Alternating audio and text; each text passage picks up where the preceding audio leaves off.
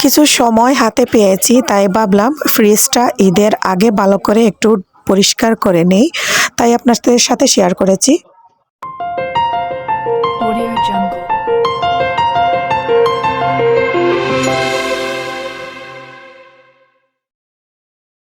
আসসালামু আলাইকুম রহমতুল্লাহি ওয়া বারাকাতুহু। আমার সকল প্রিয় আপু এবং ভাইয়ারা, আপনারা সবাই কেমন আছেন? আশা করি কাছে এবং দূরে, দেশ এবং দেশের বাইরে যে যেখানে বসে আমার আজকের ভিডিওটি দেখতেছেন, আল্লাহর রহমতে আপনারা সবাই অনেক বেশি ভালো আছেন।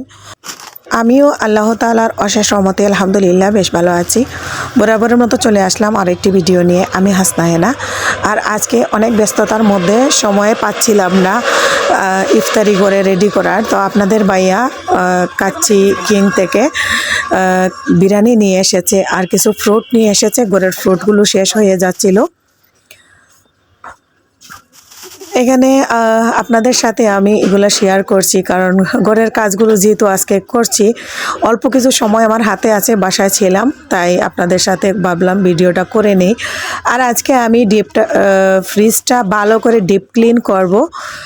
ফ্রিজ যেহেতু ভালো করে ডিপ ক্লিন করব, আমি কিভাবে ফ্রিজ পরিষ্কার করি আপনাদের সাথে সেটাও শেয়ার করব, কারণ অনেক আপুরা জানেন না ফ্রিজ কিভাবে পরিষ্কার করলে এত সুন্দর এবং দুর্গন্ধ ছাড়া ফ্রিজ থাকবে। প্রচণ্ড গরম পড়েছে, আর এই গরমের দিনে আমাদের ইফতারিতে যদি ডাবের পানিটা শরবতের পরিবর্তে রাখতে পারি তাহলে আরও ভালো হয়। তাই 2টা ডাব নিয়ে এসেছে আপনাদের ভাইয়া, সাথে বাকি ফ্রুটগুলো। বাচ্চার জন্য কিছু এক্সট্রা সুইট থাকতেই হয়, না হয় আমার বাচ্চা তো প্রচণ্ড দুষ্টু, কিছুই খাবার চায় না। আর এক ভাবির বাচ্চার বার্থডে ছিল, তো বার্থডের কেক আর মিষ্টি, আর এখানে দেখতেছি পিঠা, দুধ চিতই পিঠা, এগুলো ভাবি নিয়ে এসে দিয়ে গেছেন। প্রথমে আমি ফ্রিজের সুইচটা অফ করে দিচ্ছি, সুইচটাও পরিষ্কার করে নেব।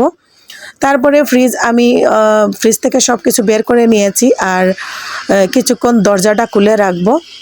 বেশি সময় লাগে না, 10 থেকে 15 মিনিট ফ্রিজ খুলে রাখলে হাতে এইরকম হালকা করে একটু আঙ্গুল দিয়ে নাড়া দিলেই আইসগুলা টুকরা টুকরা হয়ে পড়া শুরু হয়। আপনারা দেখতেছেন আমার ফ্রিজ, আপনারা মনে করতে পারেন যে মনে হয় নতুন, আসলে আমার ফ্রিজের বয়স প্রায় 8 বছর হয়ে গিয়েছে। একটু কিছু হয় নাই, ভিতরের কস্টিপ তারপরে র্যাকগুলো যা দেখতেছেন থাক, একদম নতুন নতুন। কস্টিপটাও পর্যন্ত আমি এখনও ফেলে দেই নাই, কারণ নড়াচড়া যাতে না করে, যেভাবে কস্টিপ লাগানো ছিল ওভাবেই আছে। আমি তার মধ্যেই ফ্রিজটা ভালো করে পরিষ্কার করে নেই। কতগুলো আইস বের হয়েছে, এই আইসগুলো আমি ফ্রিজ থেকে হাত দিয়ে ছুটাই নিয়েছি। এখানে আমি হালকা ঠান্ডা পানি নিয়েছি আর দিয়ে দিয়েছি একটা লেবু স্লাইস করে কেটে, আর দিয়েছি এখানে 3 চামচ 4 চামচ পরিমাণ হুইল পাউডারের গুঁড়া। আপনারা সার্ফ এক্সেল যে কোনো ধরনের কাপড় ধোয়ার যে পাউডার এগুলো দিবেন। আর এভাবে লেবুর রসটা একটু চেপে চেপে বের করে দিচ্ছি, এতে ফ্রিজের ভিতরে যে দুর্গন্ধগুলো থাকে সেগুলো কিন্তু চলে যাবে। আমি সব সময় ফ্রিজ পরিষ্কার করার সময় এরকম লেবুর রস বের করে পানির মধ্যে নিয়ে নেই। তারপরে আমি প্রথমে ফ্রিজের ভিতরে যে এক্সট্রা পানিগুলো ছিল আইস বের করার পর, সেগুলো একটা তোয়ালে দিয়ে মুছে নিচ্ছি।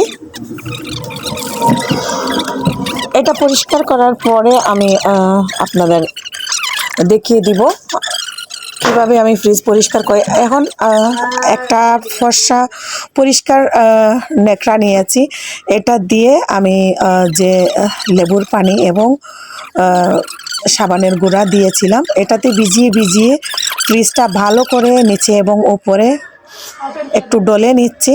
হালকাভাবে ডলে নিলেই হবে, কারণ ফ্রিজের ভিতরে কোনো ধরনের ময়লা আসলে লাগেই না।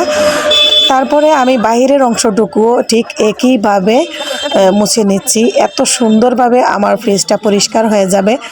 8 বছরের ফ্রিজ, আপনারা দেখলে মনে করবেন যে আজকেই ফ্রিজ বাজার থেকে কিনে নিয়ে এসেছি। পরিষ্কার করার পর এত সুন্দর দেখা যায়। ফ্রিজ পরিষ্কার করার পর আমার ঘরে যে জিনিসগুলো ছিল, ফ্রিজে এত বেশি বাজার নাই, কারণ পুরা রমজান মাসের মধ্যে তো সব কিছু খেয়েছি, আস্তে আস্তে শেষও হয়ে গিয়েছে। আর যা আছে অবশিষ্ট বাজার, এগুলাই আমি এখন গুছিয়ে নিচ্ছি। আর এভাবে বক্সের মধ্যে করে যদি গুছিয়ে রাখা যায় তাহলে ফ্রিজের ভিতর খুব তাড়াতাড়ি নোংরা হয় না, খুব সুন্দর পরিষ্কার থাকে বেশ কিছুদিন। একটু সময় নিয়ে বেশ কিছুদিন পরে ফ্রিজ পরিষ্কার করলেই হয়। তো সব কিছু এখন আমি ফ্রিজের ভিতরে রেখে দিলাম। তো এতক্ষণ ধৈর্য ধরে যারা আমার ভিডিওর সাথে ছিলেন সবাইকে অসংখ্য ধন্যবাদ। আজকে প্রথম যে আপু এবং ভাইয়ারা আমার ভিডিওতে এসেছেন, আমার চ্যানেলটি ভিজিট করেছেন, যদি আমার ভিডিও দেখে একটু ভালো লেগে থাকে তাইলে আপনারা আমার চ্যানেলটি সাবস্ক্রাইব করে না থাকলে আমার চ্যানেলটি সাবস্ক্রাইব করে পাশে থাকবেন। আর যারা অলরেডি সাবস্ক্রাইব করে পাশে আছেন সবাইকে অসংখ্য ধন্যবাদ। আবার নতুন নতুন যে আপুরা এখনও আমার ভিডিও দেখেছেন, দেখে ভালো লেগেছে, আপনারা আপনাদের ফ্যামিলি অ্যান্ড ফ্রেন্ডসদের সাথে আমার ভিডিওটি শেয়ার করতে পারেন।